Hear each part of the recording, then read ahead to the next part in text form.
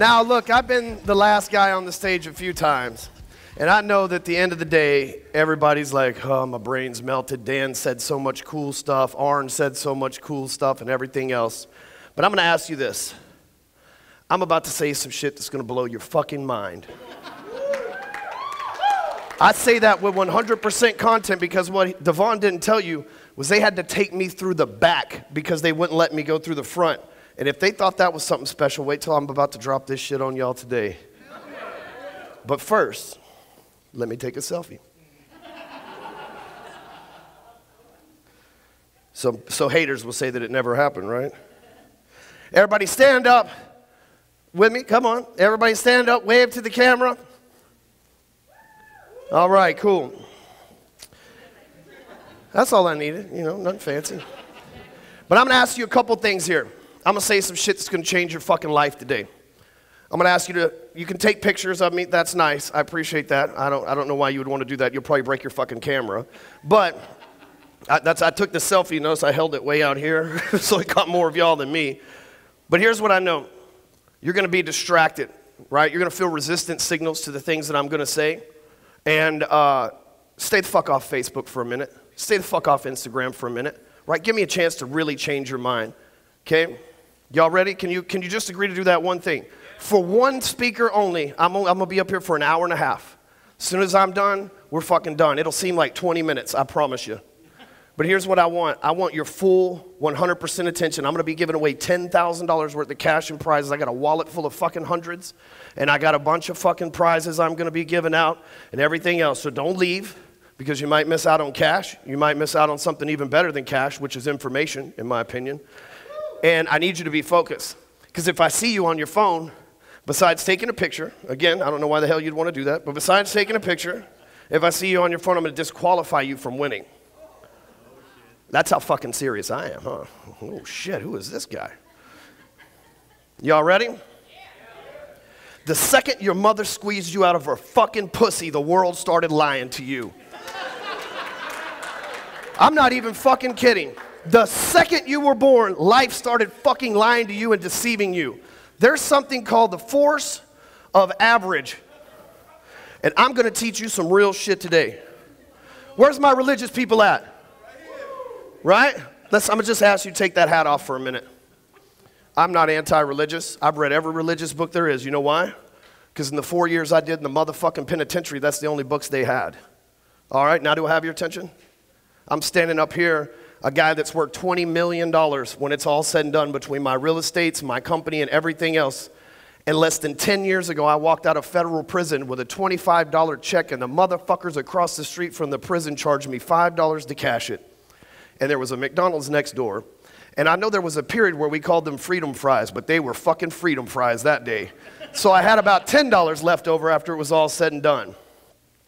I'm going to tell you how I did that. But first, I'm going to share some worldly knowledge with you that very few people know. And then I'm going to teach y'all sales stuff. And then we're going to give away prizes and all that. Does that sound fair? Yeah. So let's take this religious hat off for a second and say that this blue planet that we're on is simply a microchip inside of a server that was coded by someone like Zuckerberg. Right? And anytime you code anything, there's an algorithm that goes to it. Artificial intelligence, Facebook has an algorithm, Instagram has an algorithm, Google has an algorithm, our world has an algorithm, and that algorithm is called the force of average. The second you were fucking born, the force of average has been fighting you, and those that don't truly see success fall victim to it. I'm going to teach you how to beat it today. Because here's what I know, in an event like this, you learn all sorts of amazing things that'll put you back out in the world, and you can make millions of dollars with it. I know I've been sitting right there, and I've got those $1 million ideas and acted on them and turned them into millions of dollars. But guess what happens? As soon as you leave here, the force of average starts sneaking up on you, right? It says, oh, this is going on, or you've got this problem over here, or you've got this hater doing this, or you've got this problem that you've got to go to. And it distracts us from getting done what we need to get done because it's trying to keep you average. You see, we live on this blue chip, and let's just say that outer space is just the space around this blue chip. I have a friend that's very successful, very wealthy, Dan knows him, hedge fund manager. And inside his office, they manage an algorithm that is artificial intelligence for stock trading. They never lose. Could you imagine investing your money with somebody who never lost in the stock market? That's why my friend's rich. And in these servers that he has where he keeps the artificial intelligence, each little chip costs $10 million. And he has a whole room this size of them, full, just constantly trading stocks and watching algorithms with no emotions, no research, no nothing, but watching trends. Let's just say that our planet's the same way. But in order for this blue planet, this chip that we're on, inside this server called outer space, there had to be somebody that coded it, just like somebody that coded Facebook. I call that not God, but I call that the divine coder. And again, I'm not anti-religious. I'm just up here trying to give you a different perspective on life, okay? And so that algorithm is called the force of average. And there's several tricks the force of average tries against you, and there's several things that you can do to combat it. I know I've been fighting it my entire life. When I was young, I grew up in a wealthy family. My grandfather owned some banks. My other grandfather was an entrepreneur, and he owned a glass factory. And at the age of 4, there's some older people in the room, the S&Ls crashed. Does anybody remember that? Well, that's what my grandpa ran, a bunch of savings and loans. And we lost everything. And at a young age, the most impression in our lives from the age of 4 to 7. Those are the years where most people, after the age of 7, they never level up in their comprehension on how they think in life. Believe it or not, at age 7, that's when you mature and you get smarter, but your comprehension skills very rarely develop unless you're awake and you're aware of them. Some people through meditation, some people through events like this, or maybe Tony Robbins or Deepak Chopra or whatever the case. But at the age of 5, my parents split up and I was given up for adoption. It was that bad. We were ran out of the town. Hell, my grandfather owned the bank in the town we were in, and everybody ran out of money. My grandmother went to federal prison trying to save the operation. My mother remarried. She kept me. My father abandoned me. My mother remarried me. Stepdad adopted me, and pretty much every day of my life, he abused me. Not sexually, thank God, but he abused me. One time, I was a young man, maybe 12 years old, and he choked me so fucking hard that the capillaries in my eyes busted, and my eyes were blood red, and I couldn't see for an entire month. I thought I was going to be blind for the rest of my fucking life. I remember every day before school, he would hit me 3 or 4 times, and he was a Mason, and his Masonic brother was the principal at school, and before they sent me home, he would hit me 3 or 4 fucking times too. Could you imagine if that shit happened these days? I would be outraged if that happened to my kids, but it was just everyday life for me. At the age of 15, I quit school. Last grade that I graduated was the 8th grade. At the age of 15, I quit school. I ran away from home, and like most people that have been adopted, abused, quit school, ran away from home, I was presented with not an opportunity to run Facebook ads, but an opportunity to sell cocaine. And it was the first money-making operation I was ever presented with, and I took the person up on it. I needed money. Obviously, I wasn't very good at selling cocaine because I ended up getting arrested for selling cocaine. If y'all think that's funny, just wait. I've only done coke once in my life. Because how many people in here know rule number 1 to drugs? Yeah, you obviously don't know about drugs. My man right here knows. What's up? What's that say on there? Flip it over and read it out loud. That's right. So, I had a girlfriend break my heart. How many guys had that happen? Right? Thank you for admitting that. Had a girlfriend break my heart, and I thought the way to get past it was to hire a prostitute. Hired a prostitute. She came over. Obviously, I got cocaine. They go hand in hand, right? Y'all have seen The Wolf of Wall Street, right? We know how that shit goes. She comes over. I chop a line up. She convinces me to do it. I bend over. I snort it. I stand up, and I'm dead within 30 seconds. If the fucking fire department wasn't less than 100 yards from my apartment, I wouldn't be standing on this stage today. However, when they brought me back to life with the things, I woke up, the defibrillator shit, clear. They brought me back to life. Thank God they were literally on the other side. They couldn't have been from here to the entrance, is where my apartment was, to the fucking fire department, or I wouldn't be here today. How about that for divine intervention, right? And so, funny story, I've hired 2 prostitutes in my life, and I didn't get to fuck either one of them. Maybe I'm not the closer I think I am, you know what I'm saying?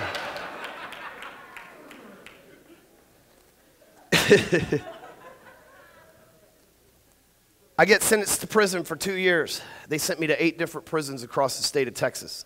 Texas is the #1 state for prisons in the world. There's 214 of them at the time I was there, and I visited 8 of them.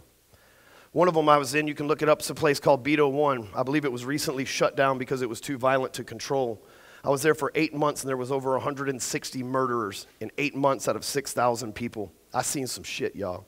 I seen motherfuckers get thrown from the 4th story, and when they landed, get stabbed hundreds of times. I seen fucked up shit that gave me amazing amounts of PTSD when I got out. But I made a decision in there. No matter what I did the rest of my life, money was not important enough for me to break the law. And I got in and I cleaned my life up. And like most losers, because that's exactly what I was at that point in my life, like most losers that just got out of prison, I took a job at a car wash. And I told myself I would be the best fucking car wash guy on the planet, and I was. I started off vacuuming them, then I ended up selling them. And that's where I got my sales experience, because on a good Saturday, we'd wash 1,000 cars. And I'd talk to every single one of them. And my job was when they came in, it was the one-click upsell, y'all. When they came in and wanted a $5 wash, I sold them a $10 wash, and I made a commission in between. It wasn't very much. It was like a quarter a car or a nickel a car or some shit like that, and I worked for $3.85 an hour, okay, almost like a waiter. But I was the best at it. And one day, a lady comes in the car wash that's a regular. She's passed away now, but her name was Monica. And she was a regular customer, and she says, every time I come in here without relent, you always try to upsell me. I said, lady, that's my job. She says, I'd like to offer you a job. I said, well, what do you do? She had a nice Lexus, you know. I said, well, what do you do? She said, I'm a mortgage broker. And I said, lady, stop right there. Force of average. Stop right there. I'm a convicted felon. I have a manufacturing and trafficking of drug charge. I have a GED and an 8th grade education. I have 0 credit cards. And I got about $50 in my bank account right now. I don't think I'm quite your perfect candidate. And you know what she said to me? Oh, you're fucking perfect. You're going to kill it. Y'all do remember the subprime meltdown of 2005, right? I am my grandpa reincarnated, right? That's right. Some people made money on it. That's right. And so I take this job as a mortgage broker, and within 90 days, I had made almost $40,000. Used to take me an entire year to do that at the car wash, if I was lucky and it didn't rain for too much, because it rains like in Texas like it does in Florida. Not as much, but a lot. I built an empire of I owned 37 homes. I had a fleet of cars, one of the biggest homes in the city, but I still lived in a very small town, the same town that I was selling dope in originally. They thought I was selling dope again. They never even thought to knock on my door and ask me how the hell I did what I did. They kicked in my door, no drugs. I was on a vacation. I pull up to my house, and I look, and I see what I thought was an ambulance. Turns out it was a fucking SWAT car. But I thought what I saw was an ambulance, and I thought maybe my roommate was in trouble, so I pull up to the house, and they're like, there he is, get him. Put M16s to my head, beat me and my girlfriend damn near half to death. My girlfriend, 105-pound blonde chick at the time, they beat her in the back of the fucking head. Pulled me out of my truck with the goddamn truck still running, and the fucking kids at the bus stop over there almost killed them. Real good police guys, these guys were. They went through my entire house, no scales, no baggies. I told you, I learned my fucking lesson when I watched people dropped and get stabbed and all that other shit. No nothing, but what I did have was a gun to protect my family, right? You know, I'm from the dope game. Occasionally you got a little enemy that comes after you. In the state of Texas, it's legal for a convicted felon to own a gun in their primary residence. I still live in Texas. They charged me with felon in possession of a firearm. I beat the case. I'm a free man. The ATF did not agree with that. George Bush signed a law that said if you've been convicted of drugs, you can never have a gun. And what the fuck those two have to do with each other, I have no idea. But the ATF came knocking on my door after I beat the case, after I thought I was home free, and they said, Mr. Stewman, you're under arrest for a felon in possession of a firearm. And I'm like, listen, asshole, we've already played this game. It's not double jeopardy. You're right, but it's not because it's federal and state. So who in here knows marijuana is legal in California, Oregon, Colorado, right? If you get pulled over by a state trooper and you have pot in Colorado or any of those states, no big deal, right? As long as you're not stoned or driving under the influence, you're okay. But if the DEA picks your ass up, you're in fucking trouble. right? If the DEA kicks in the door of one of those dispensaries, they're in fucking trouble because it's not federally legal. Well, the same thing happened with guns in Texas, and I don't fucking know this. It's not like when these assholes in Congress pass laws, they send us fucking memos to our house, do they?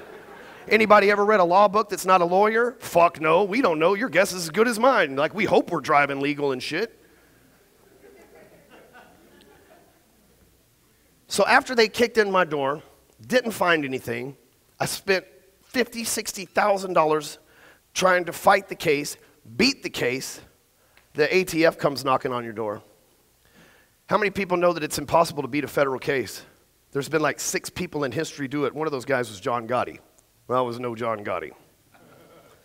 Well, obviously, because I got arrested at 19 for selling dope, he was way better at that shit than me. They offered me 20 years in prison. And in the federal system, there's no parole. It's day for day. 20 years for their fucking mistake. I'm like, dude, if you want the gun, just keep it. You know, I'm not going to ask for it back. And it wasn't a machine gun. It was just a Glock 357. No big deal. In 2005, I panic.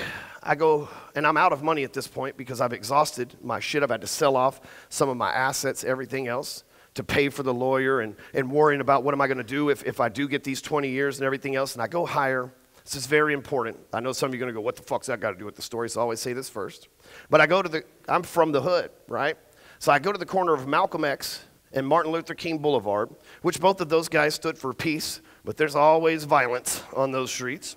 That's an old Chris Rock joke. And I hire this lawyer named Craig Watkins. Craig Watkins is a black fella. He's very tall. He's very intimidating. He's very mean looking. He's a fucking pit bull.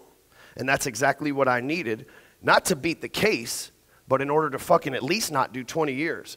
And no matter what he did, no matter what he said, they didn't fucking care.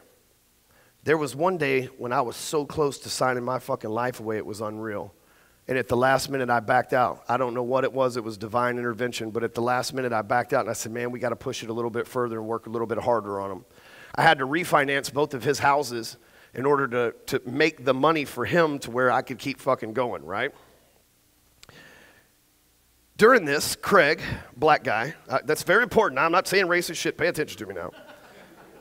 During this time, Craig, this black guy in Dallas County, decides that he's going to run to become the district attorney.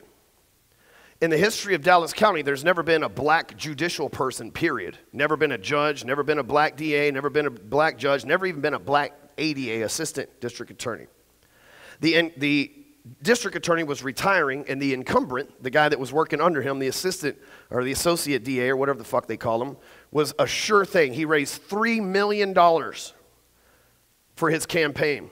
And my man Craig from South Dallas on Martin Luther King and Malcolm X Boulevard raised $3,000. And he fucking won. He fucking won. He was the first black, first Democrat ever elected into the Dallas County judicial system, and he beat that motherfucker by a landslide. He took $3,000 and bought buses, and we bussed every fucking person from the hood we could to those voting booths, and he won. Long story short, Craig set a bunch of prisoners free, and they fucking caused the case against him and made him sit down. He was district attorney for about 3 years, and he started the Innocence Project, started letting a bunch of people go, and everybody else in the county fucking surrounded against him, and they fucking got him in some fraudulent cases and shit that were not true and fucking totally ruined him. But he came there to not put people away, but save them. But what happened for me is he got elected as district attorney, and about that time, there were these guys that were robbing banks around Texas called the Scarecrow Bandits. And somehow, a Dallas police officer just fucking happened to stumble upon them and raid their house and arrest these guys, and they were being held at the Lew Sterrett County Jail in Dallas. Well, the FBI obviously wants these guys because they're bank robbers, and Craig says, not unless you hook up my man Stewman and these 2 other people that he had.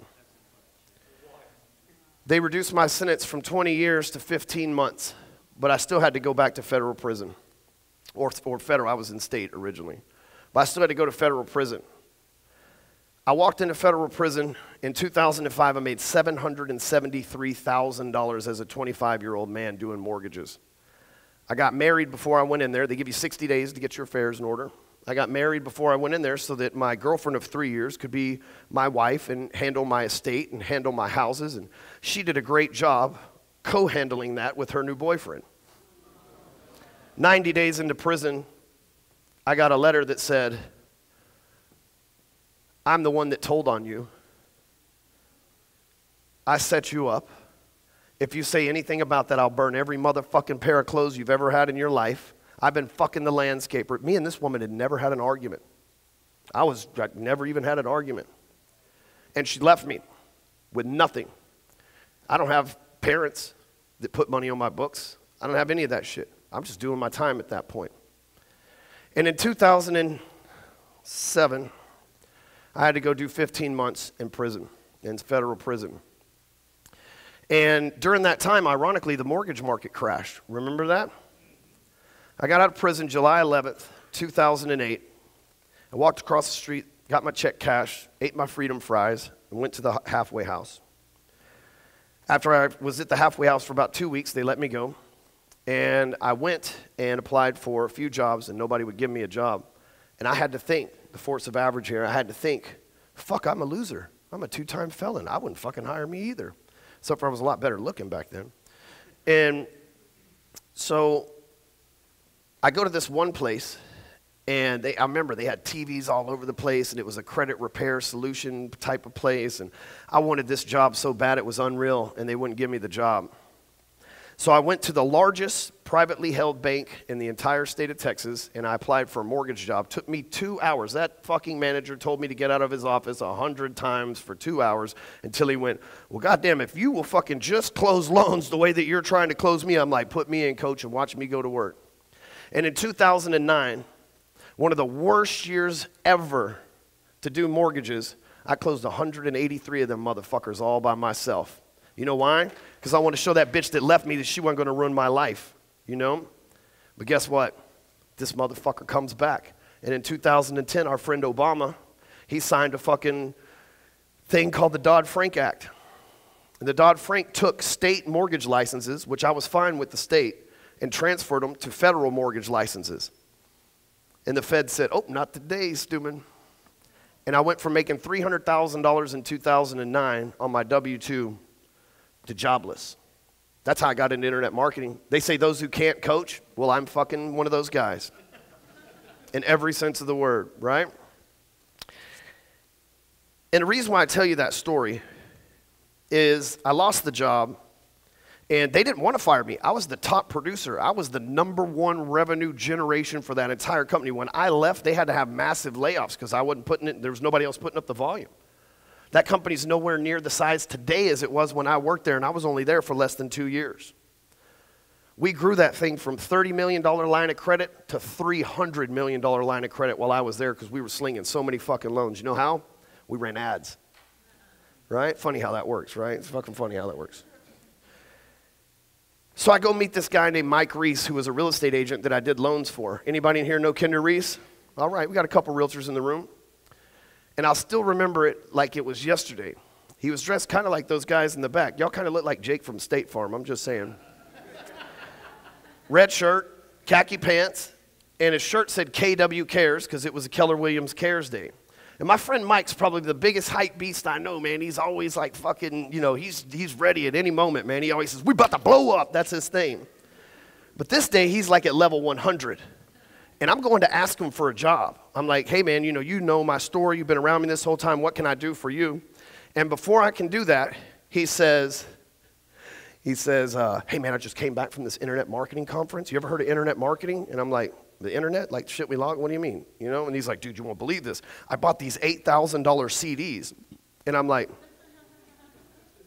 first of all, my friend Mike, I love him to death. He's my business partner now. He's one of my best friends, but he's one of the cheapest bastards I know.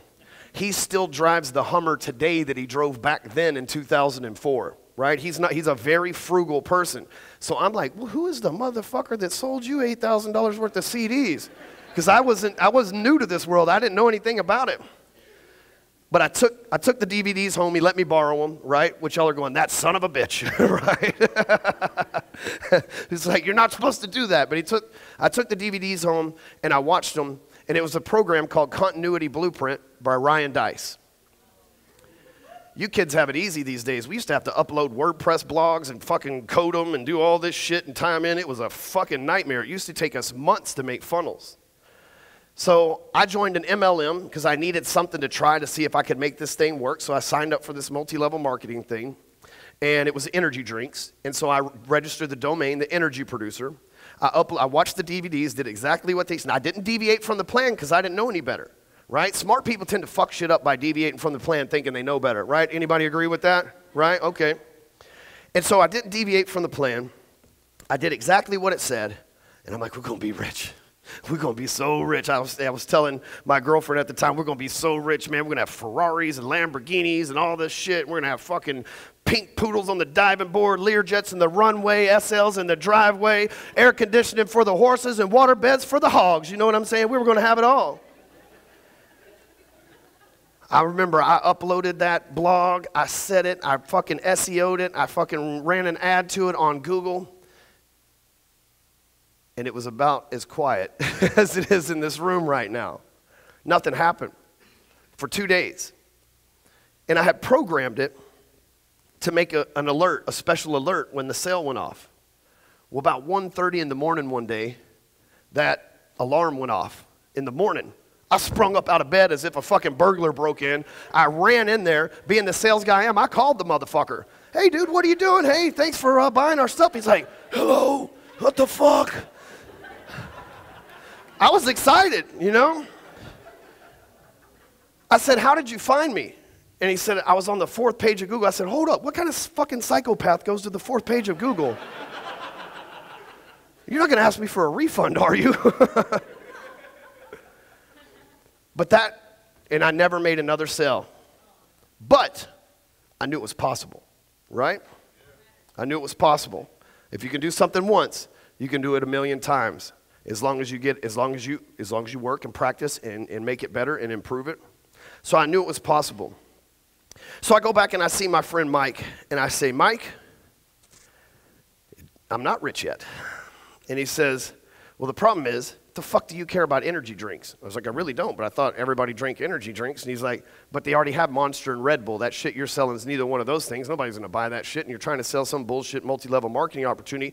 He said, you need to start coaching loan officers to do what the fuck you did in the loan world. That's what you need to start selling. And I said, man, I've been taking business from those guys for 8 years now, man, and most of them know I went to prison because they scooped up my fucking leftovers while I was gone. Nobody's going to fucking want to be coached by me. And he goes, you'd be surprised. I dominated this market for a long time, too, and as soon as I offered it, they came running my way. And I'm like, all right, I'm a coachable person. So I make an ad, and I made another funnel, right, fucking uploading a WordPress blog and blah, blah, blah. Made another funnel. Took forever to make. And prior to this, I had no internet skills. Everything I learned was just from watching that. I knew how to use an email, but I was a fucking banker and a convict. They ain't really got, computer fucking classes inside of prison because they ain't trying to let you connect with the outside world. But I made a bunch of sales. I have created this program. It's $49.99, and I sold a fucking bunch of them, like $20,000 worth. And people loved it. And I took the $20,000, and just like most people would do, I dumped that back into ads to scale the business, and I'll be damned if the government didn't pass another motherfucking law that changed what I was doing and made it illegal, and they hit me for refunds. So I had fucking not only lost the ad money that I'd spent, now I had to refund these fucking people too. So everything that I had saved up from being a loan officer was gone like that. Like that. Boom. Force of average. But today, or just yesterday, I bought my 7th $200,000 car. I bought a brand new 570S McLaren yesterday and put that motherfucker to 140 miles an hour when I left the dealership. I live in one of the nicest neighborhoods in the entire county I live in, and the entire county I live in is the richest fucking county in Texas. And I don't say that to brag. I say that to show you that if I can fucking do what I'm about to show you, you have no excuse. That's why that chip says, fuck your excuses. Right? Because listen, we've all got struggles, and I'm about to explain some shit to you that will help you with this, but we've all got struggles. We've all been through some bullshit. But it's all fucking tricks of this algorithm to keep you average, because guess what? If you're going to be above average, somebody else has to fall below average. If you're going to be a millionaire, somebody else on this planet has to survive on $1 a day. But most of us don't think of it that way. You know why? Because the minute your mother squeezed you out of her fucking pussy, the world started lying to you. Ladies especially, because all of our fucking lives we've been told that we could live happily ever after. They tell us in these fucking bullshit Disney books. They tell us in these bullshit kids books. They tell us in these bullshit movies. They say, and then she finds her prince and she lived happily ever after. And then he met the woman of his life, or woman of his dreams, and they lived happily ever after. Then he became filthy rich and cleaned up his life and they lived happily ever after. And that's the biggest fucking lie on the planet. You know what happily ever after is? Death. That's what ever after is. Right? It should be happily ever after life. Okay? But you know what's real? The struggle. Around every motherfucking corner on this planet is the struggle. And it's the biggest trick of the force of average. Just like EdgeRank is with Facebook. If you put a YouTube link on Facebook, that shit doesn't get shown to your friends, right? It's the same thing. The struggle's real, but see what happens is the force of average gets you focused. Right, paying attention with me? The force of average gets you focused on happily ever after because it's a lie, and then when the struggle shows up in your life, you fucking freak out because you're like, oh, I'm such a victim. I played it. I remember asking God, I'm fucking going to church. I'm fucking taking care of my family. I'm running a business, and these bastards kicked my door in, and I'm fucking innocent, and they still fucking trying to put me in jail for 20 years? What the fuck is going on? Right? When all along I should have been fucking awake looking for the struggle because it's out there around every corner because happily ever after will never come to any of our lives. No matter what level you're living on, there's always some bullshit you're going to have to deal with. And that's because the force of average says, hey, if you beat that bullshit, you get to level up. But if you fall victim to that bullshit, which what most people do, you stay where you're at or you level down. There was plenty times in prison when a person decided that they were going to get up and fight somebody, and he got slapped in the fucking face, and they sat their bitch ass right the fuck back down into their comfort zone and never stepped out again. And that's what life does to all of us, right? The second that you go run an ad and it doesn't work right, you turn around and you go, oh, fuck it, this isn't for me. I'll just go back to working at McDonald's. I'll just go back to, I know this isn't a group full of McDonald's people. I'm just being funny, but everybody's like, hey, what an asshole. We weren't working at McDonald's. But what happens is we get slapped unexpectedly. But when Floyd Mayweather steps into the ring or Conor McGregor steps into the ring or whoever's fighting, they're expecting to be slapped when they're in there, right? But we don't live life that way because we've been distracted and lied to, and we've been told that happily ever after is the thing, so we spend our entire life in the pursuit of happily ever after. The struggle slaps us and sits our asses right back down. See, hard heads got to learn the hard way, right? I was supposed to be doing this all along, and I'm doing mortgages instead. Right? And so the force of average slaps my ass and sits me right the fuck back down. Well, what happens is the struggle is the biggest trick of the force of average because we search for happily ever after, it doesn't exist, and then we get all victimized by the struggle. But the other thing, that's the second biggest tool, so I'll write these down. Number one is the struggle. And by the way, I have terrible handwriting. I have a 6-inch rod in my hand. Fuck you if you got a dick joke. And my father was beating the shit out of my stepfather was beating the shit out of me one day, and I jumped out of the second-story window and landed on it and never went back home again and didn't have money to get it fixed. Then later when I was in prison, one of the Aryan Brotherhood guys tried to recruit me into the gang, and I wasn't down with that shit, and I had to fight 2 of them, and when I knocked the second one out, I hit the fucking cinder block wall behind it and couldn't go and tell the fucking infirmary what had happened because then I'd be a snitch, and we all know what happens to snitches. They get stitches. And so I couldn't fucking do anything about it. Then in 2010, I was bench pressing 325 pounds, and I missed the fucking rack, and my spotter wasn't paying attention, and my hand fell off. I'm lucky I even got this motherfucker. So I think that's a good excuse for bad handwriting. That's the only one I'll accept, though. But so it's the struggle. Every day when I wake up, the first thing I do is I say, where you at, motherfucker? I know you're lurking around that corner somewhere. Where you at, struggle? Come bring it to me. I've been working out. I'm in shape. I'm strength conditioning. I've been through this shit that I've been through so that I can fight you. Where you at? I spoke in Wyoming 2 days ago. Right before I got on stage, a client quit on me. He decided to spend, this probably happened to everybody in the room.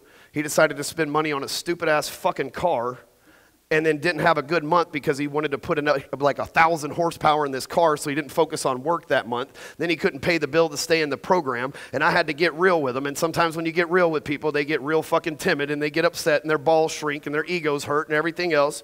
And right before I had to get on stage, that happened, and I'm like, I see what the fuck you're doing to me, Force of Average. Not today, Satan. Before I got on stage today, there's a guy that's made at least 15 different profiles posts talking shit about me for some shit that I didn't do, because you know I'm about to change all of y'all's lives. Every time you're going to come out, every morning I wake up looking for it, because I know I'm going to do big things, and if I'm going to do big things are going to come against me, because how can I do big things if I can only handle small things? Right? So now you're awake. Now you're awake. Now you know to look for the struggle instead of happily ever after. I'm not telling you you can't be happy, because you can.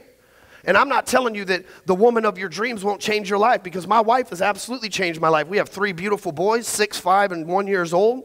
One of them will probably grow up to be president of the United States because of the way that we're grooming them. They're in private school. I've never beat them. I don't let them go around my family. You see what I'm saying? I make sure none of these things will fucking happen to my kids that happen to me. I will be the dad that I never had.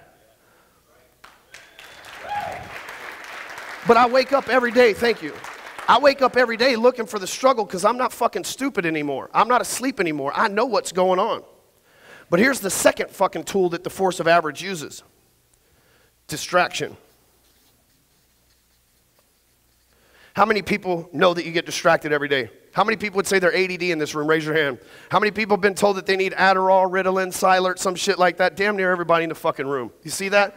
That's crazy. That's this shit. That's not doctors. That's not fucking teachers. That's this shit coming after you, because you know what the most powerful motherfucking weapon on this planet is? Your mind. The mind gets what it focuses on. When I got out of prison, I focused on becoming the baddest motherfucking loan officer in the fucking country, and that's exactly what I did. When I got out of prison the first time, I focused on being the best fucking car wash guy in the world, and that's exactly what I did. The mind gets what it focuses on, and the Force of Average knows that if it can fucking distract you, you will not get what the fuck you want, and that's what it wants, so it can keep you average. See, there's a reset period. You have to ask yourself. We leave and we focus and we say, I'm going to make $1 million this year. And then something comes up, right? A hater, a fucking client that's bitching, a refund that comes through, or whatever the case. And then we're like, oh shit, man, you know, fuck, I'm distracted with this, and I let it take over my day and everything else. And then all of a sudden you've wasted 6 hours thinking about some shit that there's nothing that you can fucking do. Nothing that you can do to fix it, and it's distracted, and it's kept you from getting what you want, because the Force of Average knows that if you put this motherfucker to work, then it can't stop you. It's impossible to stop you. And so you have to ask yourself, when you find yourself in a funk, you have to say, am I in the reset period? Because the faster that you can go from distracted back to being focused, and you have to wake up and realize that, shit, I'm being distracted. See, right now, every time big things happen in my life, haters, the things that are fucking going wrong, whether I don't lose money in business, but haters, fucking things aren't going right, my employees aren't acting right, people are catching the flu, whatever the fuck the case is, I know that if I beat that shit, I get to go to the next level.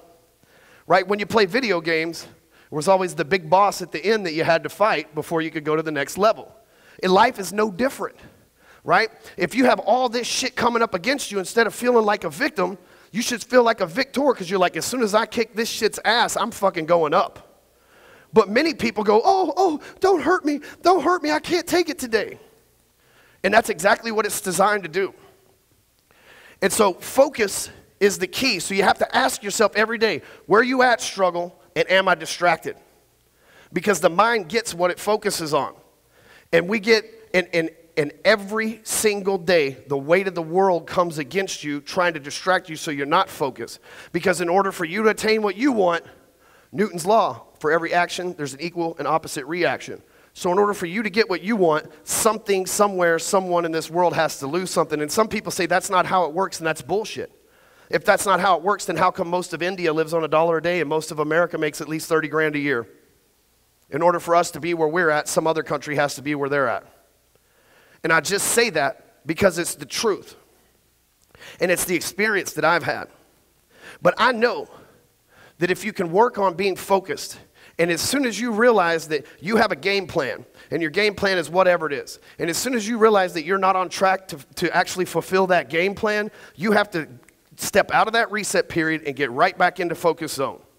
Do you know, I read a post the other day from a friend of mine, and he said, I charge $500 an hour to do work.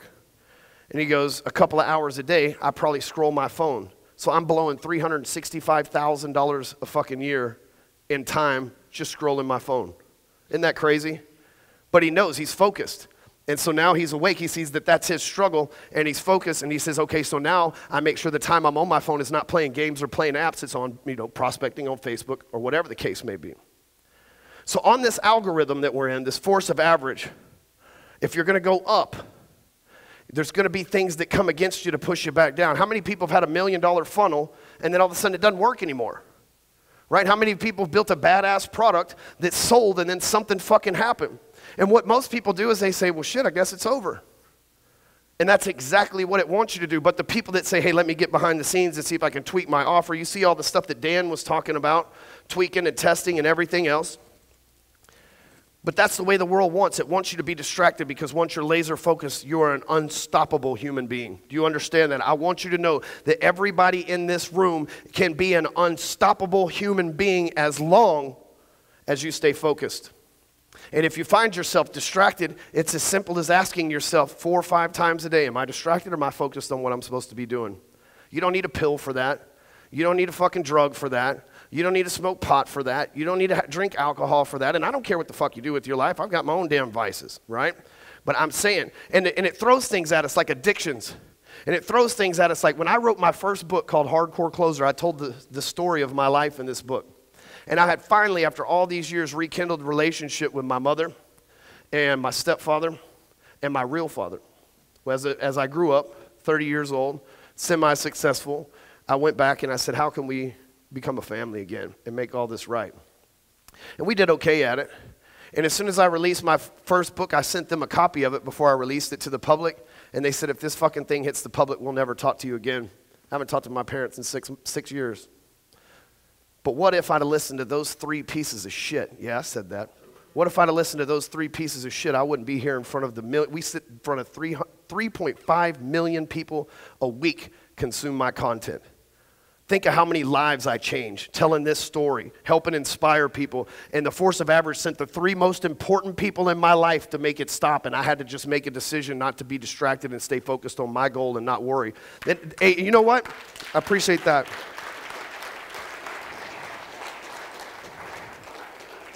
But you know what? I bet they hate reading about me in Forbes every week.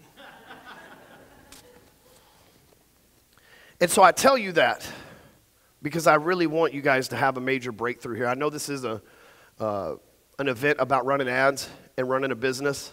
And I want to tell you something, one last thing before we get back into the business side of things, because you'll see how I tie it all together. But one thing I want to tell you is that most of us, especially us dudes, sir, and I'm not accusing you of anything, but especially us dudes, we just say, I'm going to level my business up.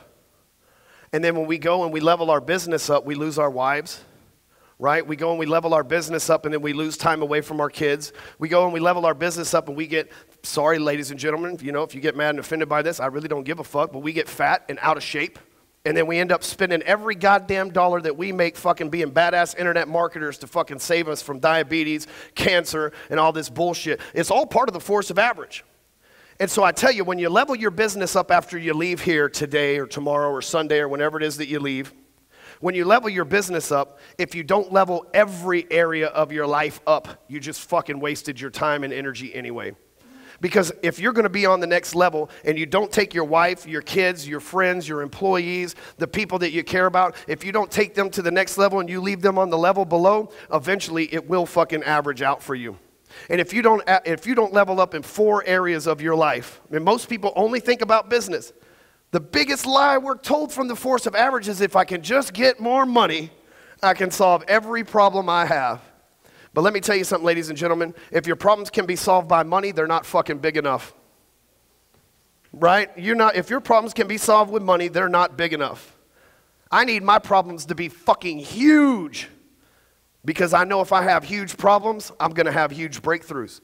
And I'm not scared of huge problems. Do I get distracted? Absolutely. I'm a human being. We're wired that way. I'm wired in fight or flight mode my entire life. It's been like fucking, I used to come home from school and be like, oh shit, what's going to happen to me today? I used to walk around the cell block in prison like, oh shit, what's going to happen today? You drop a bar of soap in there, it's you're fucking staying dirty. You know what I'm saying? I'll shower again tomorrow, right? And so I tell you guys this because you can be unstoppable. But here's what happens. As soon as you leave here, the force of average is going to kick in and keep you from implementing the shit that you learn here. And what more importantly, those of you that do implement it, the force of average is going to kick in and keep you from leveling up in the other 3 areas of your life as well. You have family. You have to level up with your family. You see, I've been divorced 3 times. Sadly, it's all my fault. All but the bitch that left me in prison were great women.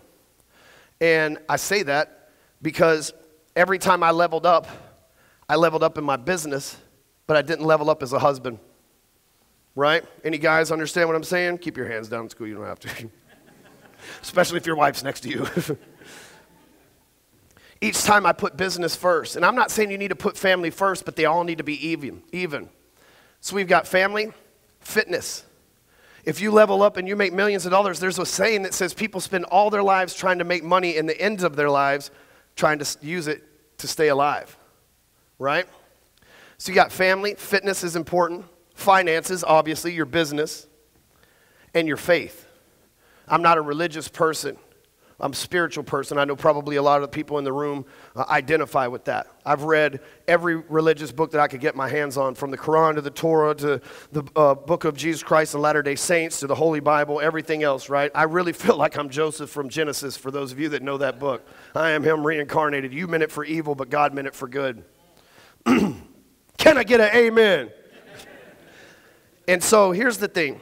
When you leave here, these problems are going to show up. And then you're going to think that if you just get better at business, that those problems will go away. But if you don't get better in all 4 of those areas, those problems will haunt you for the entirety of the rest of your life. There's no exceptions.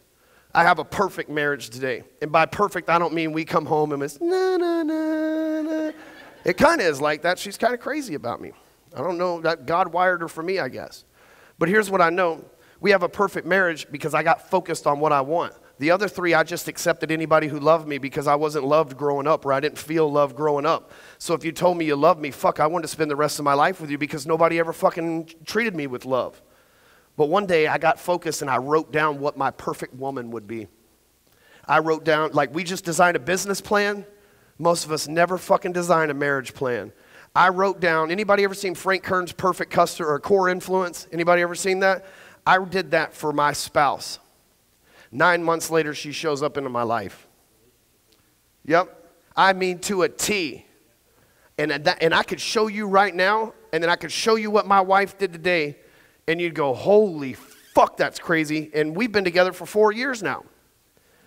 She shows up, and we dated for about 3 months, and I give it to her, and I said, do you think this is you? She goes, you designed me. I'm like, it's like weird science, baby. Some of you older people know that, right?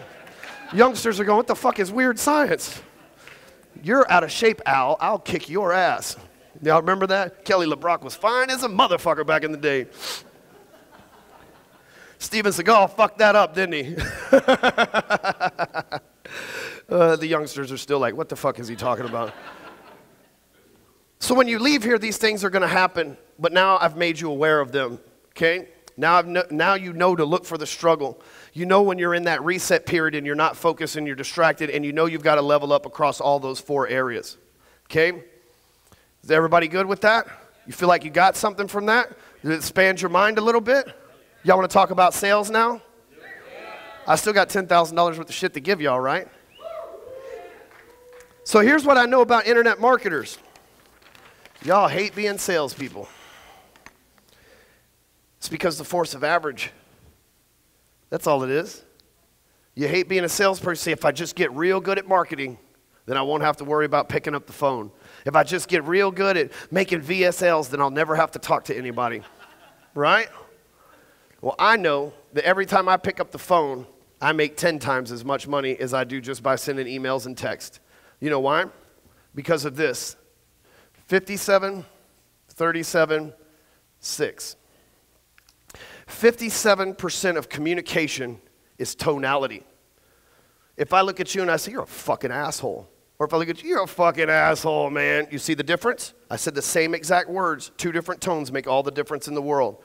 So when you can be the best copywriter in the world, we see people arguing on Facebook all the time because there's no voice inflection, and people hear how they are, and they're starting arguments. I've done it too. I see Dan do it too. We think, because Dan and I are a lot alike, right? We are no bullshit. I have no fucking patience for fucking excuses, right? And so when somebody's saying some shit that could be nice, we misconstrue it sometimes because we're not hearing their tonality, and we fuck things up. The phone conveys tonality. Videos are great because they convey tonality, right? If you have ever read the book, The Way of the Wolf, it's Jordan Belfort's latest book, and you're like, dude, the sales guy, why is he promoting another sales guy? But Jordan, his specialty, whether you like him or not, I know some people are like, oh, guy's a scammer, whatever. He's the master at tonality. That's how Oakmont Stratton did what they did. It was not the scripts they had, but the tonality that he taught them behind the scripts. So if you wonder why your VSL doesn't convert and you have the best fucking copywriting you've ever done in your life, it's probably your tonality coming out wrong. Think about that. So we got tonality. Anybody know what the 37% is? Body language. It's another reason why videos work really well. Anybody ever been to an event where the guy on stage, not me of course, but the guy on stage is saying all these great things that make 100% to you. He's got the right tonality. This usually happens in multi-level marketing, right? You go to an event and the guy's saying all the right stuff. He's saying all the right things and you're like, dude, this is awesome. This is exactly what I need in my life. But for some reason, I'm just not buying. That's because they're saying, it's hard for me to even do this. That's because they're saying yes and they're shaking their head no. That's because they're saying you, but they're pointing at themselves. So you have to make sure when you're selling on your VSLs, you're selling your videos, you're meeting people face to face, you're on the stage, you have to make sure that your body language conveys the same thing as your vocal language. You know why? Because that's what we perceive people. And we're watching subconsciously. Most people aren't woke enough to even understand this is how our subconscious works. So they just say, I'm getting mixed signals. Right? But we have to understand that body language is huge. And so when you may have the best VSL in the world. Oftentimes people come to me and say, man, my video's not converting. I'm like, well, your body language is not congruent with the language that you're actually using. You must not believe in yourself. You know? Because that's really what happens. People don't believe in themselves. So we got body language. And then 6% is the actual words. So if you're just writing sales letters, and there's nothing wrong with that. I write sales pages all the time. But if you're just writing posts on Facebook, just writing sales letters, just doing words only, you're missing 94% of communication. You better be one motherfucking badass copywriter. Your name better be John Carlton, right? Nobody knows who that is? Ooh, shit, y'all better get you a copy of Kick-Ass Copywriting Secrets of a Marketing Rebel. That's that book changed my life. Right? It made me the copywriter I am today. One book, $97 will change your fucking life if you've never read it. But so this is how communication works. And so that's why the phone's important, because while you can't see body language, they can hear tone and inflection. And we have frequencies. You know, there's different frequencies. Like one time I was tripping ayahuasca in Utah. I talked to God. I did. He was a goat, lamb, deer, human, grass fucking composition thing. I'm dead serious. And I was tripping ayahuasca one time, and I had that revelation that there is frequencies in the world that operate. Our voice is a frequency. It's a vibration, right? There's these frequencies. Well, there's inflections and tones that pass on the phone that we just can't do through writing emails and text messages. And I know some of you will say, well, I'm an introvert. I don't like to get on the phone with people. Fuck you, force of average. Pick up the fucking phone. You know the best way to get over something you're scared of? You just fucking do it. And guess what? If you do it enough, you're not scared of it anymore. The first time my kid jumped off the diving board, he was scared shitless. 10 seconds later, he's right back on that motherfucker, jumping right back in. You know? It's because he conquered his fear. And so there's these vibrations, and you should study tonality, and you should focus on getting on the phone. Because here's what I know. Everybody who doesn't buy from us up front, yes, we have follow-up systems. Yes, we have backup systems. I made almost $4 million from fucking internet marketing alone last year. That's not counting the other fucking 7 companies I own. I own real estate, supplements, internet marketing, In fact, I could go on forever. I have a bunch of companies that I own 100% that I do. I have over $2 million of real estate sitting on the ground right now that's paid for with cash. And so I say that. And again, remember, less than 10 years ago, $20 to my name, no home, no family, no none of that shit, right? So if you're scared to pick up the phone, all those leads that don't buy will buy. They just need you or somebody that works for you to talk to them. And I'm about to share with you, the truth is I shared all that shit with you so you'll understand this sales thing that I'm about to share with you. How tricky is that? I got to teach you about life before sales. But I'm about to share the most powerful sales process in the fucking world with you. That's why I ask you to pay 100% attention.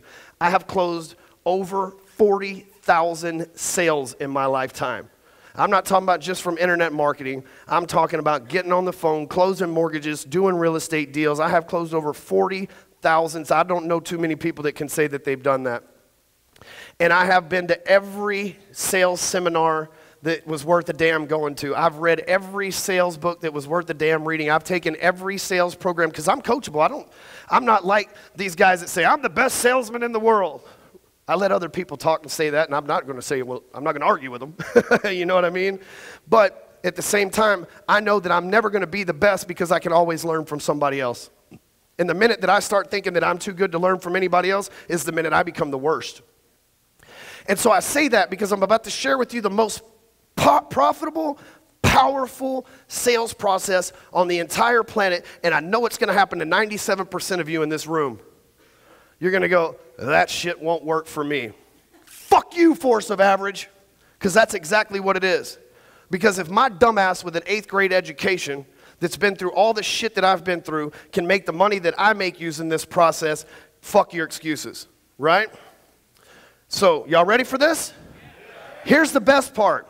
This is so duplicatable and so easy, you'll be able to hire a salesperson, teach it to them, and they will start making money from you. Do me one favor, don't ever hire anybody who calls themselves a closer. You know why? Because closers don't call themselves closers.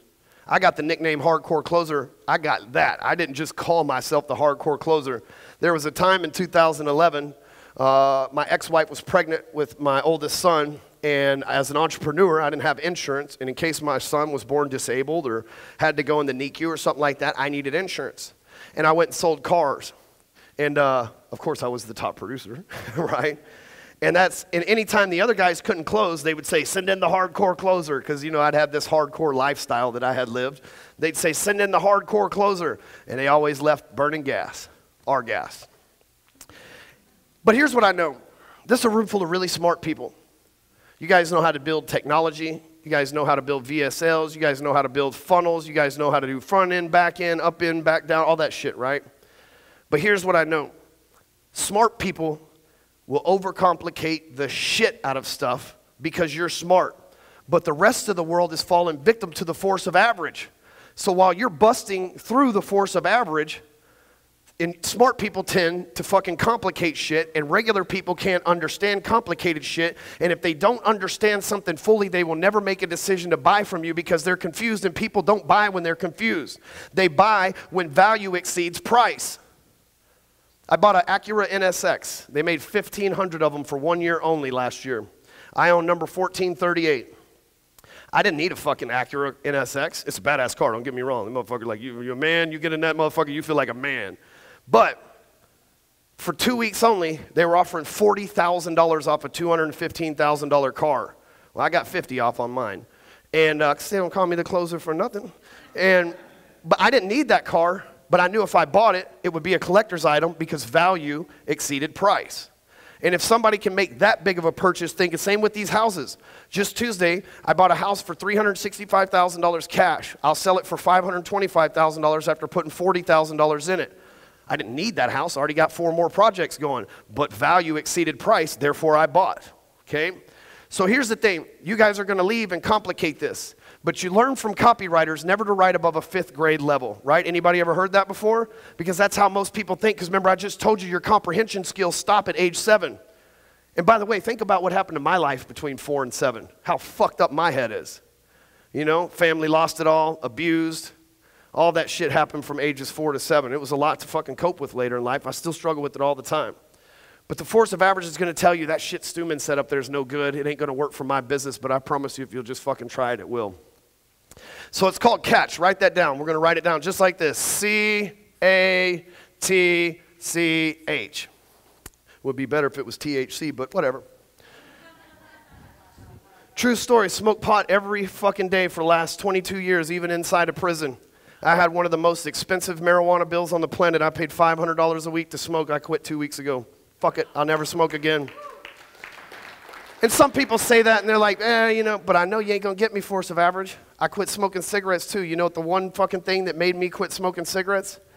David Goggins, anybody know who he is? He's one of my mentors, one of my close friends. If you don't know who David Goggins is, you need to get on Google and look him up right now. I will let you get on your phone this one time. David he was Navy SEAL for 19 years, and he was what's called the honor man, which means the Navy SEALs say, you are the baddest motherfucker among us, sir, for 19 years. This motherfucker just a couple of weeks ago climbed Mount Everest on a Jacob's ladder in the gym for 6.5 hours without stopping. And if you don't know what that is, A, you need to get your ass in the gym, and B, that's fucking impossible. He can do 100 pull-ups without fucking stopping. He ran 200 miles with a broken foot once. He's a baddest motherfucker living. And I'm fortunate enough to have him as a mentor and a close friend. Actually, and Ken Shamrock is a good friend of mine too. So two of the baddest motherfuckers on the planet are close friends of mine. It's kind of interesting to see where we've come full circle. But so here's the thing. I'm going to share with you the most powerful question in all of sales. And immediately you're going to go, well, that's bullshit. But I promise you, I will explain it all. So the first thing is C, we are going to clarify why they are there. Someone winds up in your Facebook inbox, on your email list, calling your phone, text message, however they get in contact with you. Because that's what we do. We generate inbound leads, right? Everybody in the room's here generating inbound leads, correct? Everybody raise your hand that generates inbound leads. I want to make sure we're on the same planet. I don't teach cold calls. I don't teach door knocking. I think that's all bullshit because if you come knock on my door, we live in Texas. You know? It's like, used to the door, you knock on the door, and people are like, hey, who's here? And the dogs were barking, and everybody's happy. Now knocks on the door, it's like, hey, call the cops. Somebody's fucking here that didn't tell us they were coming over. We live in that world now. I know if you knock doors in Texas, everybody there owns guns. They might greet you with a fucking shotgun. What the fuck you want, boy? You here for my daughter? Right? So cold calls, do you know that 97% of all phone calls go unanswered anyway? Hell, you don't answer when your mama calls. You're going to answer when some sales guy calls? Right? So I don't teach that shit. So I generate inbound leads because I only want to talk to people who talk to me. That's the fastest way to make sales. Stop fucking talking to people that don't want to buy shit. And even if you don't, I'd rather have 10 leads that want to talk to me than make 5,000 cold calls and people don't want to talk to me. That's the hardest thing about sales is because you get told no so many goddamn times that you get down on yourself. But if you'll only talk to people that you got chances of making a yes with, your life will get dramatically better. So we're going to clarify why they're there. And it only takes one question worded exactly like this. And this is the most powerful question in all of sales. And it's what made you decide to reach out. I already see the look in some of y'all's face. You're like, that's bullshit. But the hardest thing to get a human being to do is to make a decision. We live in a world with the force of average putting mass confusion on people. And it's really hard to make a decision. If you don't believe me, when you leave here, ask the person that you're hanging out with where they'd like to eat tonight. Well, I don't know. We can't even decide. We have to eat to live, and we can't even decide what the fuck we want to do on that. But you expect somebody just to make a decision really quick to buy our shit, right? Well, so somebody hits you up on Facebook and you say, the typical conversation in sales goes like this. Hey, I saw your ad and I wanted to ask you a couple of questions or I want to know more about it. Oh, hey, cool, you should totally buy this. It's fucking awesome. It'll make you rich. Here's the link. I'll see you when you sign up on the inside. And we think that, and then they don't buy and we're like, what a fucking kangaroo. Do you know what a kangaroo is? Do I have any fans in here that actually follow me outside of this? All right, great, all two of you. Awesome. Which is great for me because now I have a new audience. You know, shit, I couldn't have asked for better. If all of y'all knew me, you'd be like, I've already heard this shit before, Stewman, which would be a lie because I've only told this story one more time.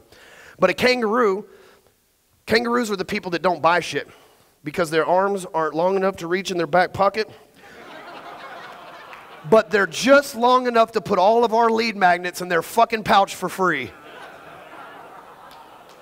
So the next time somebody doesn't buy from you, go, it's a fucking kangaroo.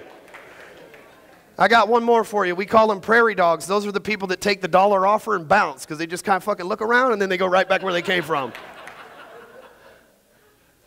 If you're not a member of Sales Talk with Sales Pros, I run the largest Facebook group based around sales period. There's 72,000 people in there, somewhere around there. And so you can go to salestalkgroup.com, and it goes right to the Facebook group, and you can opt in.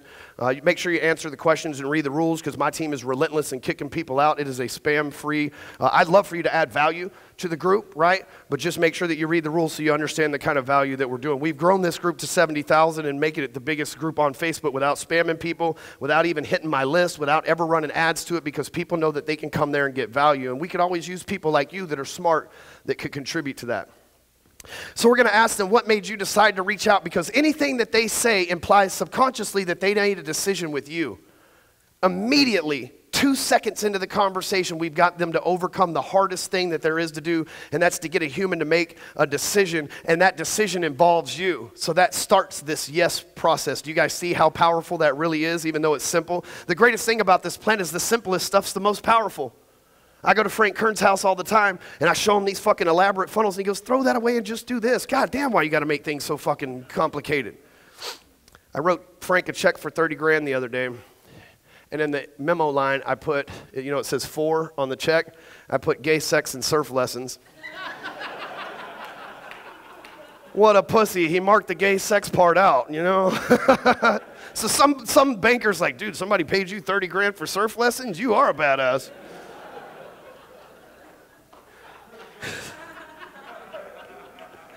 I called him back, and he's like, well played, Stewman. I was like, well, I was hoping you would just take me as a client, not cash the check. You know, it's worth a shot.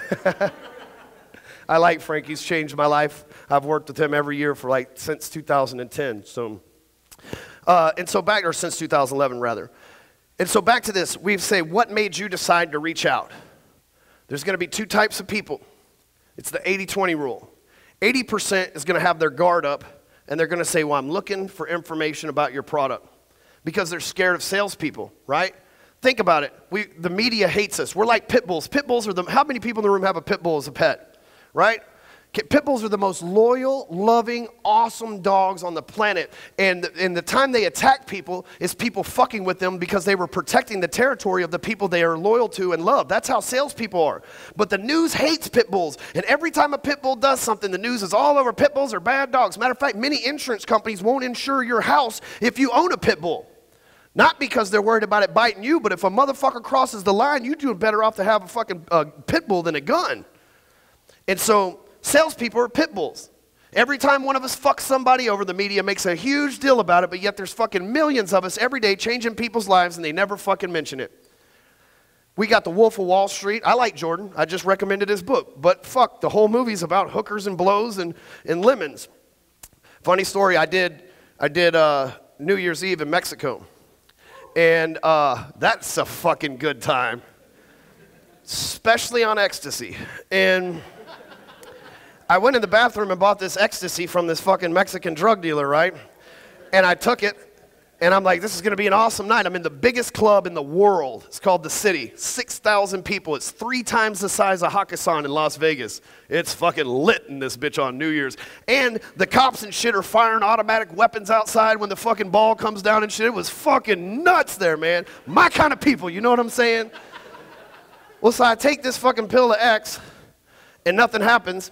And I go back in there, and I'm like, hey, man, some fake bullshit. And he was a closer. He's like, well, just buy another one. About 30 minutes later, it's like, oh, Jesus Christ, we got to get the fuck out of here. It was a great time on the beach that night, though. So we're going to ask them, what made you decide to reach out? 2 types of people.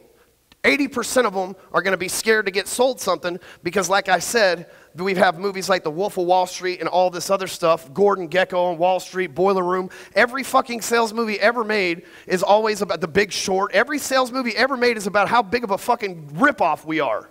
You know what the best sales movie on the fucking planet is? They rip people off in that too. It's fucking Tommy Boy. Think about it. His dad was the master salesman. He was a complete fuck up. 7 years and you're not a doctor, Tommy? Right? His dad dies, he's thrown into a situation. He's just like Moses from the Bible. He becomes a situational leader. He gets a mentor that don't give a fuck about his feelings, that tells him exactly how it goes. He goes on the road, he crashes shit together, fucking catches things on fire. He even gets to the point where his mentor has to fucking smack him with a board to get him to fucking straighten out. And he says, Helen, why the fuck can I make sales, right? And he has that epiphany. Then he goes on, he closes a sale, he catches momentum, he closes another sale, he goes on to get the girl, save the factory, fucking get his fucking stepmom or whatever arrested, saves everybody from Zelensky, and in the end he even gets to tell the fucking little rats on the fucking side of the lake to fuck off, right? But yet it's billed as a comedy. It's not billed as a sales movie, but it is the greatest sales movie of all time because that's what it's really like in sales. That's what it's really like in sales. But again, we laugh at that, and then we look at salespeople. Nobody probably until I said that considered that a sales movie, did you? But it's the best representation that we have, and then they make us look like fucking morons, right? Because like Chris Farley, hilarious, but that was what he was hilarious for. So first, they're going to have their guard up. They're not going to tell you very much. The other 20% are going to say, well, it all started in the 5th grade. I had this thing and this chick and this one thing and then this, and in 1995 this happened, and in 2010 this happened, and they just fucking keep on talking. The natural tendency for a salesperson is to fuck that up and interrupt them. They write this down. He who speaks the least makes the most. If you're the one talking the most in the sales conversation, you will be a broke motherfucker. Shut the fuck up and you will get paid.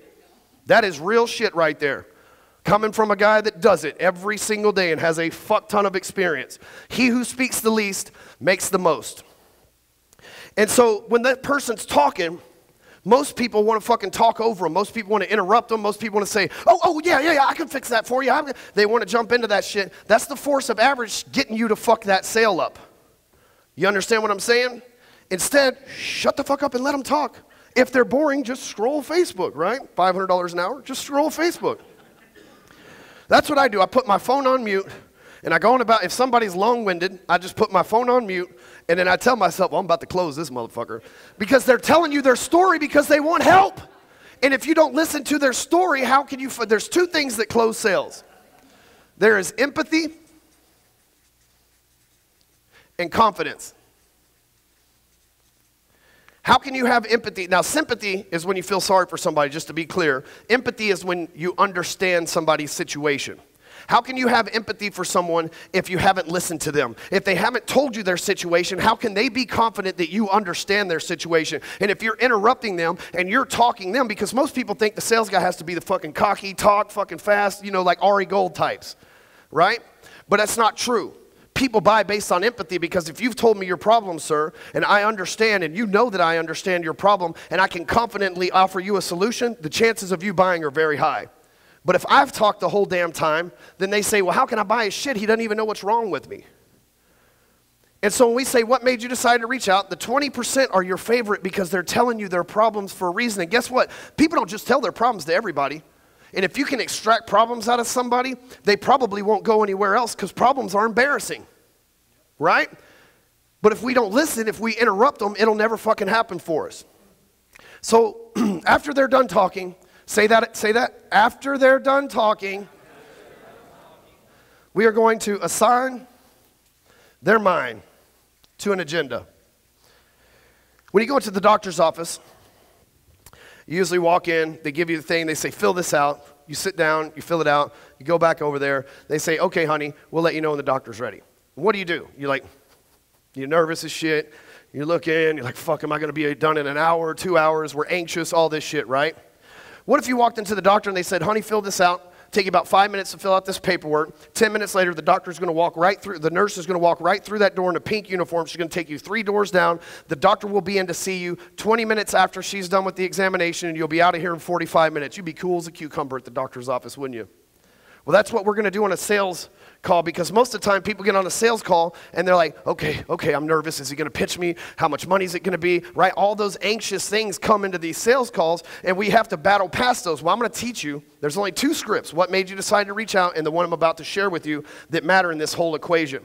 What we're going to do is we're going to assign their mind to an agenda, because if they know what to expect, just like I told you on the very beginning of this, I said I'd be done in about 90 minutes. So what we're going to do is we're going to set their expectations, right? And we're going to set, and we're going to assign their mind to an agenda, and we're going to ask them this simple question. Write this down. They say, what made you decide to reach out? They're going to reply, you're going to say, awesome. Well, in order for me to find out how I can best help you, I need to ask you some questions. And all I ask is that you answer them honestly. Meanwhile, while we're having this conversation, if you have any questions for me, feel free to interrupt, and I'll answer honestly as well. Does that sound fair? Now, remember I told you what made you decide was a subliminal implant, right? Fair and honest. Most salespeople are what? Dishonest thieves, according to the media and everything else. And now I have implanted a fair and honest sales conversation in their mind. Okay, I'll repeat that again. They say, what made you decide to reach out? They say, whatever you say, awesome. Well, here's what I've got to do. I'd like to ask you some questions to find out how I can best help you. All I ask is that you answer those questions honestly. Meanwhile, if you have any questions for me, feel free to interrupt me, and I'll answer honestly as well. Does that sound fair? I've conducted this phone call conversation about 10,000 times, and I have never had anybody say, that does not sound fair at all. They always say, yes, that sounds fair. But then we've planted subliminally a fair and honest conversation in their mind. So think about that. Within the first, depending on how long-winded they were, if they're the 20%, but in the first couple of minutes of this conversation, we've already got them to do the hardest thing that is to get a human to do, make a decision, and then we've already got them to agree that we're going to have a fair and honest conversation so that they don't think they're going to be conned. Does anybody find that powerful in the sales conversation? This can be done via text, it can be done via messenger, it can be done via email, but we all know it works best over the phone because of tonality. So then we are going to talk them through their pain. So in order for us to be congruent, we can't say, let me ask you some questions, that sound fair? And they say yes, and you go, okay, well listen, here's what you need to do, and you just start telling them shit. You're not doing exactly what you said you were going to do, and that's that incongruency I talked about. If your words are different than your body language, remember that? So what are we going to do? We're going to ask them questions. That's right. Who said that over there? I got one more left after this. That's what I'm talking about. Good catch, man. And I throw for shit with this fucked up hand that's half dick, half hand, you know what I'm saying? And so we're going to ask them questions. What you need to do when you leave here tonight, and if you don't do it, it means the force of average got you, is you need to write down 5 to 10 questions that you need to know from every single one of your prospects in order to get that empathy from them. When you go into the doctor, they take your blood pressure, they put that shitty tasting thing that's like a popsicle stick on your tongue, right? They check your ears, they check your nose, they check your mouth. They have the same process every single time that they go through. And by the way, doctors are the coldest closers on the planet. You know why? They have the ultimate close, but you could die. Imagine if you could fucking sell your shit and be like, listen, you know, you could die. Like, we'd all be billionaires, right? Like, we would all be fucking billionaires. If you don't buy my book, you could die. Oh, fuck, dude, sell it to me then, please. It just so happens to be twice as expensive today, too, right? How bad do you want to live? So I'm going to ask some questions. So you need to go get 5 or 10 predetermined questions. We make these things called closer cards. We'll be selling them next week. They may be live right now. I don't know. My team's working on them. But they're flashcards for sales. On one side, we give you like the first 5 or 10 objections, and on the back end, we have you write your own rebuttal. So you write your objection on the front end and a rebuttal on the back end, and then you study them just like you studied flashcards, so that when people give you those objections, you're able to fucking memorize those rebuttals, just like 2 + 2 is 4, 4 + 4 is 8, right? Sales is a process. Sales is something that you've always got to be practicing, and anytime somebody throws you a new zinger objection, you just add it to your list, because sometimes we're caught in the moment, we're like, I don't have an answer for that one. Right? But when it's done, we're like, oh shit, I should have said this, right? So you write it down and you memorize it for next time. The same thing, you need to have questions that you ask your people that lead that lead them to say whatever it is that's wrong with them, to tell you their problem. Because here's the thing, the 80% that say, I'm just kind of looking at your shit, the tire kickers, right? The ones that have their guard up, you're going to have to ask powerful questions in order to get through with them. There was an interview with Elon Musk on 2020 on Friday and on Dateline on Sunday. The interview on 2020, he spoke over 4,000 words. The interview on Dateline, he spoke less than 1,500. The reason why was the person on 2020 said, Elon Musk, what's next for you? And he said, we're going to Uranus. No, that's not what he said. He pointed to her. He's like, we're going to Uranus. It was right after he was divorced. It was awesome. And so anyway, but that's what they said. Hey, what's next for you? And he's just fucking, well, we're going to go do this, and we're going to do this, and SpaceX, and Tesla, and flamethrowers, and all this shit, right? His biggest problem right now is nobody will ship his fucking flamethrowers for him. That's first world problems for real, right? I ain't gonna lie, I bought one shit. You can take away my gun rights, but I got a goddamn flamethrower coming soon, right? And so, you need to ask open-ended questions, because on the Dateline, one that on Sunday, they said, so what's next? Are you going to plan on going to Mars? Are you planning on going to Saturn? Or are you planning on building back? So they preloaded them as if they gave them a multiple choice test. And if you remember in school, the multiple choice tests were always the easiest. The ones where they asked you to fucking write the answer were always the hardest, and you had to give the most explanation. Well, that's what we're trying to do. He who speaks the least makes the most, so we need them to get talking, so we need to ask open-ended questions. So many of us say, are you looking for leads, or are you looking for a funnel, right? When really they might be looking for financial freedom and don't give a fuck, and those two are the means for them to get there. What they really might be doing is going through a divorce, and they need to figure out a way to pay for that lawyer, and once they've admitted that shit to you, that's the real problem. So what we're looking for when we ask them these questions is what I call pillow talk. I learned this from my buddy Kevin Nations. I did mortgages forever. Nobody rolls over in the middle of the night and goes, honey, we need a mortgage. Nobody rolls over in the middle of the night and goes, we need a pack.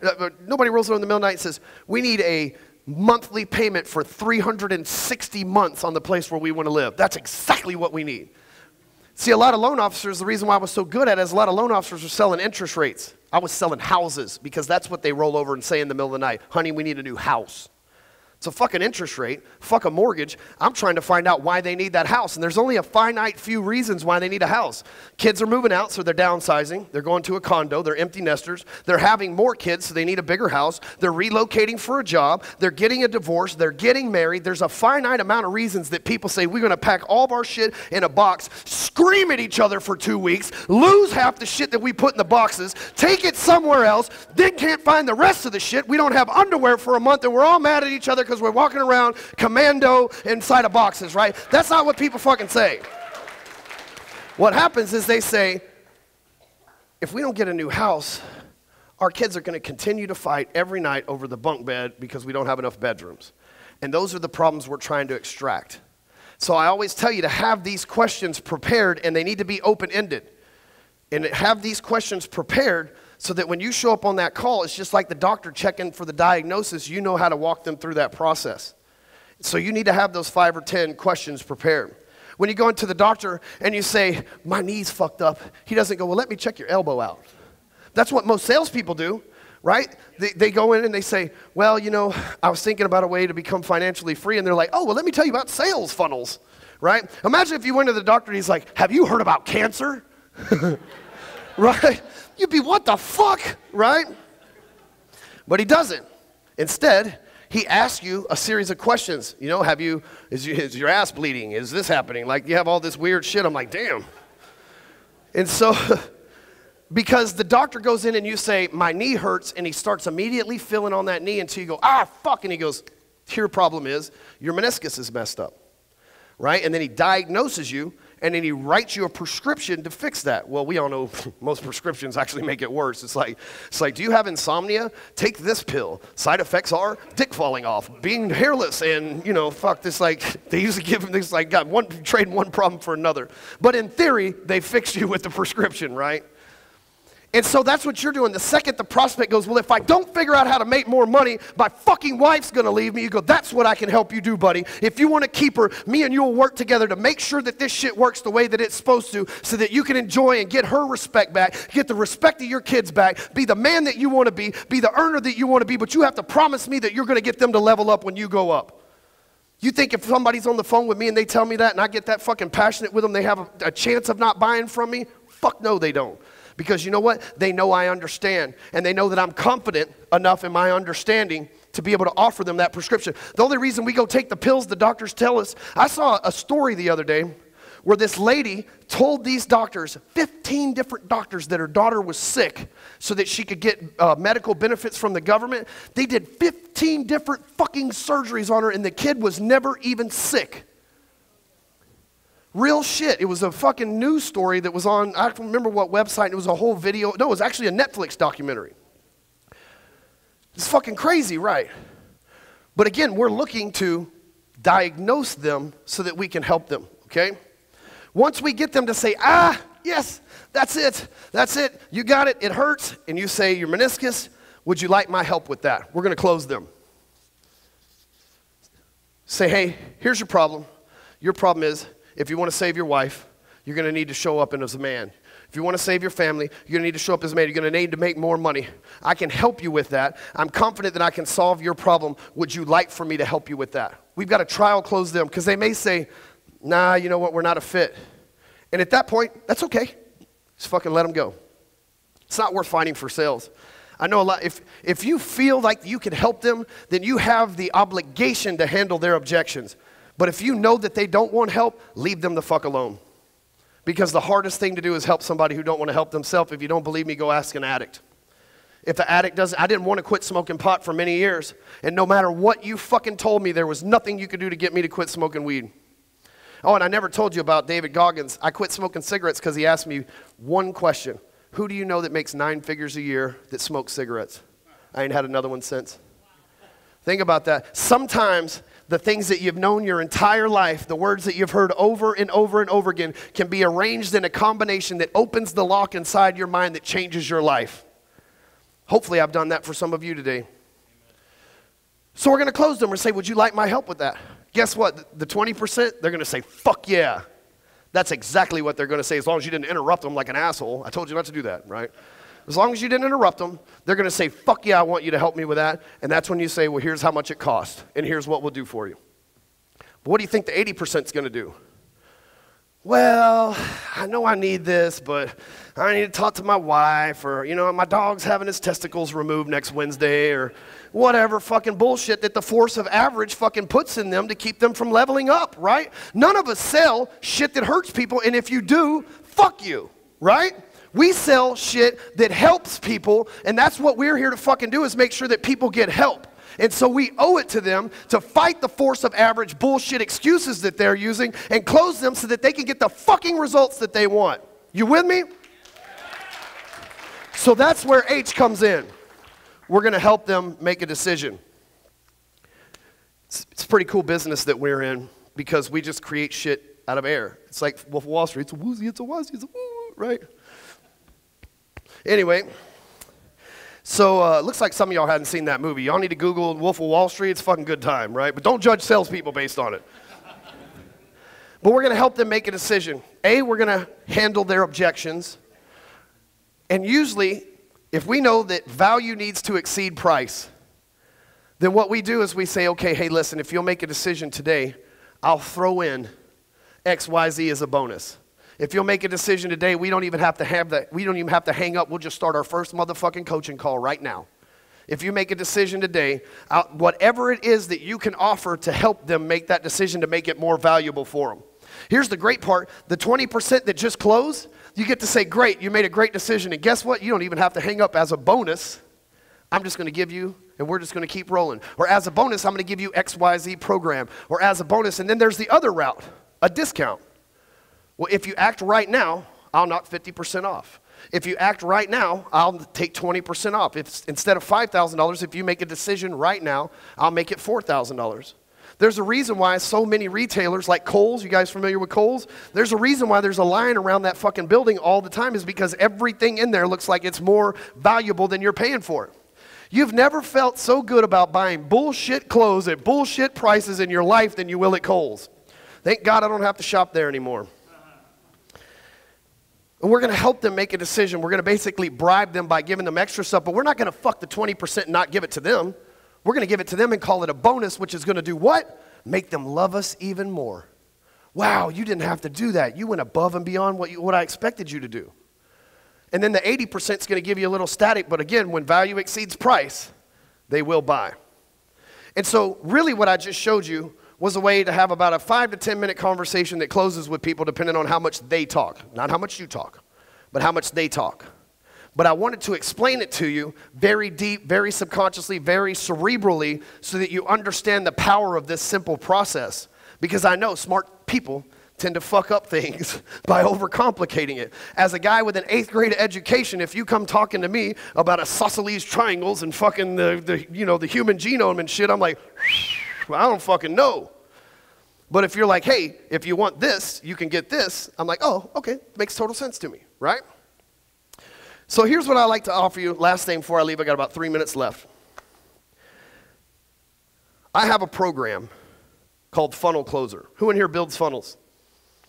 I have 500 people in my group right now that need you guys.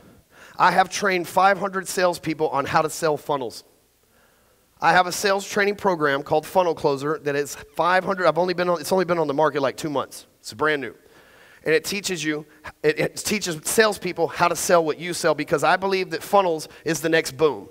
I say this, I believe that the original .com boom was getting domains and building websites, right? And people became billionaires. AOL, all this shit became billionaires. Yahoo, all that stuff, right? But now we're in a .com bubble version 2 where it's sales funnels. Every business needs a sales funnel because according to The Economist, data is the most valuable resource in the world, worth more than oil. And so if a traditional website says, thank you for coming, here's our address and phone number, and some cool shit that we do, right? A sales funnel's like, give me your information, and we'll give you a little bit of something else, and you're collecting data. If you're a real estate agent, a mortgage officer, something like that, when you go to sell your business, they buy your database. They don't buy your fucking Salesforce and everything else. Most companies that get venture capital, that's why Twitter has venture capital and everything else, is they figure out how to monetize the database. They don't give a fuck about the social network. And so that's the new .com bubble that we're in. And I've got guys that know how. They know catch. They know how to sell them. They know how to do everything but make them, so we need you guys. So here's the thing. In order to get access to my guys, and you can hire them, and you can work with them, and you can, and there's guys that are already making $100,000 a month selling funnels for people back there. My sales guys, like I have fucking animals, right? Because that's what I do. I train salespeople. The program is $997. I'd like for you to buy it today. I guarantee you that you can go and buy it today. If you follow the program, you'll be better at selling your own funnels. Fuck, what's wrong with that? You sell one of them for $5,000, it's totally fucking worth it. You sell one of them for $1,000 and it's worth it. And I don't know who the fuck sells funnels for $1,000, but you need to up your personal value. You see what I'm saying? So not only will you learn how to sell the shit that you only sell, but you'll have a group with people that have already went out and made sales, and we have a job board that looks like Craigslist where they go and enter the fucking funnels that they need, and all you've got to do is go check that fucking job board and bid on it, and you can go fucking pick as many of them out and make as much money as you want every single day. You can set your own price. You can set the own commission with them. That's the whole thing that they've got negotiated. Now, here's the thing. If you buy this today, and they have sheets in the back, and I'll ask you to go back there in just a minute. If you buy this today, I will throw in my Show Up and Close training, which is another sales training program we have that's $500, and it is a program where you listen to one audio a day for 30 days, then you repeat the process one more time, and you will be a stone cold Jedi closer. I have been proving it time and time again for 6 years now. It's my version of Dan Henry's Facebook ad version for sales. So if you want to get good at sales, that's an additional bonus. So value exceeding price. You see what I'm fucking doing up here? Just to point that out, right? I'm H, and I'm value exceeding price. But only if you buy tonight. There won't be no tomorrow. There won't be nothing else, and you have to go directly back there in a minute when I ask you to pick up the stuff, okay? Here's the thing. If you're in Dan Henry's group, or if you decide to join his high-end mastermind, his elite group, I give it to you for free. So if you're already in it, or if you decide to join Dan's stuff while you're here, I believe in him, and I have so much respect for him that I'll give it to you for free. But the offer for my stuff, which you would instantly step into money, everybody in this room should get up and go buy it, because you'd be instantly stepping into a crowd of people that can sell your shit, and not only to mention that you'd be able to sell your shit if that was your plan too. Okay? The second thing is,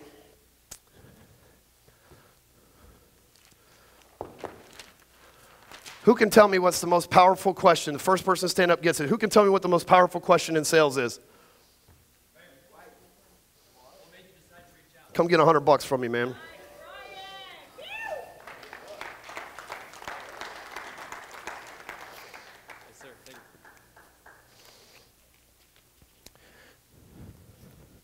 So here's the thing. I'm going to ask you, if you're serious about your business, you want to sell more funnels, go to the back, talk to these people, no pressure. They've got a form back there that they're going to fill out. You're going to pay Dan, not me, so you ain't got to worry about some goddamn criminal with your credit fucking card number, right? Dan's going to write me a separate check out of all of it so y'all can pay it directly to him. But please go back there, talk to them, get signed up. I'll make sure you get both of the bonuses by Tuesday when I get back in town. I'll make sure that you have all of that stuff and everything set up for you, as well as the people that joins Dan's mastermind. He's going to let me know about you guys as well, and I'll make sure that you get it. That's my time. Thank you for having me up here, everybody. Make sure you go back there and see those folks.